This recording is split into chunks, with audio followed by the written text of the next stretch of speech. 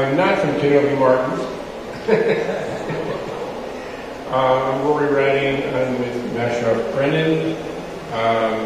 Had a long life in IP, about 50 years, and been big law, big cases, big matters, and little matters, little law, and little companies. So, with that, that's who I am in 25 words or less. So what I was saying before is we're going to have it's called the practical and philosophical aspects of patenting AI, blockchain, and innovations in a changing global perspective, including procurement, exploitation, and enforcement. And we're going to do this, it's a global introduction because we're going to have regional views, different kinds of views of what's going on with AI and blockchain in the world. I'm not going to belabor who everyone is because I'm going to let them introduce themselves in a brief manner. But we're going to start off. Let's go to Jakob, who's going to talk about innovation in the digital domain, his invention, and how this all fits together. Rory, thank you very much. And he'll introduce himself. Pleasure being here, and even though that we are a small group, it's a pleasure speaking in front of this distinguished audience, so thank you very much.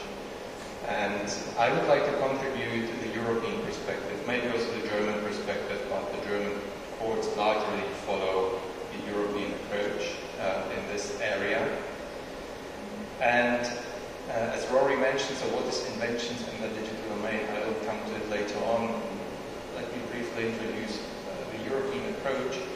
And again, it's very similar to what we have heard from Orlando, from the United States, where we have like abstract ideas on 101 rejections, and Nevin reported on the UAE approach and technical solution to a problem, I guess. And we have very similar definitions in Europe, but is it really usable? What is a technical solution? What is to a problem? This is really so hard to answer this question. And Orlando also mentioned like how this changes right now. So we are supplying data to generate a model, and the model solves a certain problem.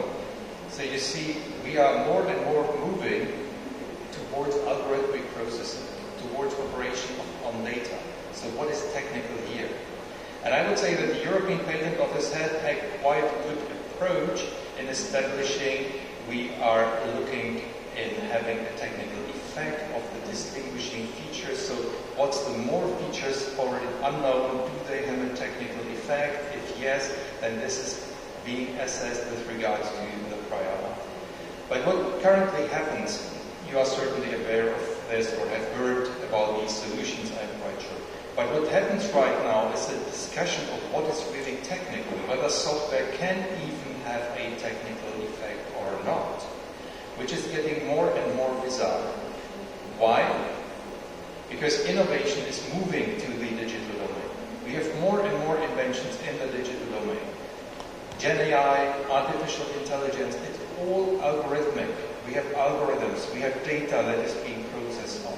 So what's technical? Of course, if you think of technical something like having something tangible, something really happens, you have certain effects, then this could be easy.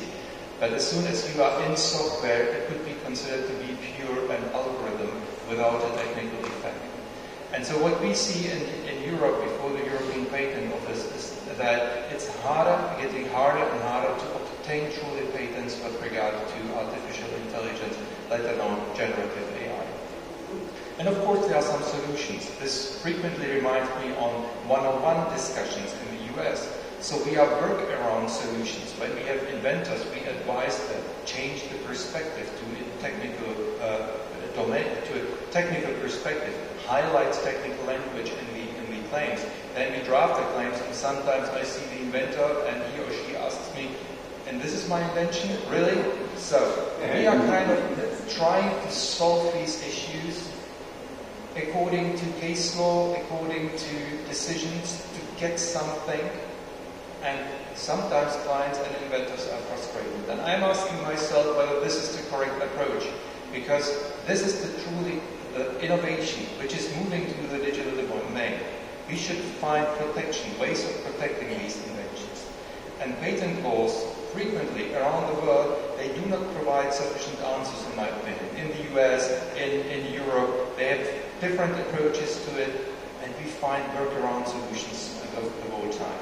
I was wondering whether maybe UAE could find such an approach, simply acknowledging that artificial intelligence is an essential innovative factor in our society of today. Why should it degrade to something completely abstract? If industry, if IP holders need protection for this, then let's acknowledge that this is the case, and let's grant inventions and let's grant IP, valuable IP for these truly new innovations. Last thoughts on it, even though I'm not an expert on the US and even less on Japan, India or China, I have the impression that the Japanese Patent Office grants patents on AI. There are some clearly defined restrictions, bound each and every step to a computer. You will get a patent, full stop. You get good patents over there. China, in my opinion, is sometimes also very much liberal with regard to granting patents. The US, I cannot assess that. Europe, sometimes horrible, because we have to find these workaround solutions. So it will be maybe, and we have frustrated clients and we have frustrated inventors that will more and more turn towards not disclosing their inventions, keeping them somehow secret, and this is certainly not the basis or the aim of IP laws that encourage innovation and move it forward. So maybe we should have a discussion on what can be done in that area. So this was a brief overview on the EU approach and my thoughts on this, whether current patent law is really capable of protecting the very valuable IP we have. You raised extremely good questions, and we have the UAE now here, just learned. UAE has now a university for AI, and basically it's a green field in a sense in the UAE and other developed other smaller countries that have what they do, but it certainly can move forward. And just beginning with AI, it could be that they create their own kind of sui generis protection for this. They don't have to listen to the US or to Europe or to others to create a new body of law that may be successful. And even Osara might have something in Africa to be done. So I think that you raised some very, very good points. And instead of countries following the existing countries in terms of some of these laws, these are all new technologies. Everything requires something new to be done. And maybe it's time to have some new law or new framework of law.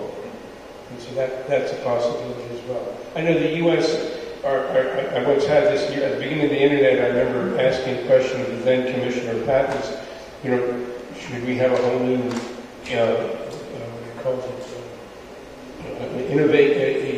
a global innovation act for these new technologies, something to just revamp everything. And the Commissioner said, no, we do things here incrementally. So they just take the old law, add a little bit more to it, they keep on doing this. So I think it's an opportunity for some countries that are a clean slate to kind of create something new that everyone else will follow. I agree with the student system because we were involved closely with the AI white paper when it comes to artificial intelligence. One of the things that when biotech inventions were there, and I'm sure you could also contribute, where they were talking about DNA, RNA, anything to do with that, you cannot patent because that's just a discovery. We went along ahead with that, creating a student system for that, acknowledging that that's a biotech invention, that's a discovery, but then there is more to that than getting the sequence right, identifying the sequence to a particular disease. So more and more, when I look into it, AI can come under the suit interest, but then obviously someone needs to take the lead. You said, yes, a couple of countries could combine together and then not follow the top IP5 patent office, but then there should be consensus with that. And I don't think that would be the right approach, because then there would be division, because more and more it's globalized economy. Well, and I thought, I think that what I'm suggesting is not ignoring what's going on, but you have an opportunity to create some new law that could be adopted elsewhere, not be contrary. Certainly. We could have like various approaches. We even assume generous law. I'm also teaching and discussing frequently with students if there would be like a new IP law that they would like to have for the current developments. And in the end, I don't think so. At least from the European perspective, it would be sufficient to acknowledge that results generated by software are technical results. You have said technology. In computer science, there is a field which is called software technology. But this is completely disregarded. It is considered to be abstract. And this is all the problem that we have. I'm not talking about patenting the abstract mathematical algorithm, but an applied algorithm. And this is what is done by AI. And just a brief example. In Europe, we have two examples which I can't even explain to you why this is completely recognized as being technical. The first one is cryptography. And the second one is image processing. In my opinion, both are completely, algorithmic. Why is cryptography technical? But both these technologies are considered to be completely technical. Therefore, no issues in Europe with patenting blockchain. You simply focus on the underlying cryptographic approach. And then you will get even blockchain patents. I have obtained blockchain patents where it even says that you are exchanging or trading money or whatever on the blockchain, no problem, as long as you really underline that it is cryptography. Why these two areas? Why are they technical? I have an answer, but this would go far beyond what we have here at the time. But in my opinion, let's acknowledge that software is software technology. It's a new development, even though it's in the digital, even though it's abstract. And this will solve, in my opinion, many issues. We could still obtain patents for it, and it makes no harm, and it will simply strengthen IP holders in this area. And it will be up to the jurisdictions. It will be up to the patent offices maybe to decide, or case law if the patent offices are bound by case law. I think that this would help from a European perspective. It's actually not that bad because AI is about 20 or 30 years old. And we've been patenting AI with a calling it using neural networks to predict disease. I have one patent. I worked on a patent that did this. Using neural networks to identify wounds. That's AI. And because we never called it AI, there's a number of patents on autonomous vehicles. Those are all AI patents. So basically, if you call it a solution to a problem, you can probably get it.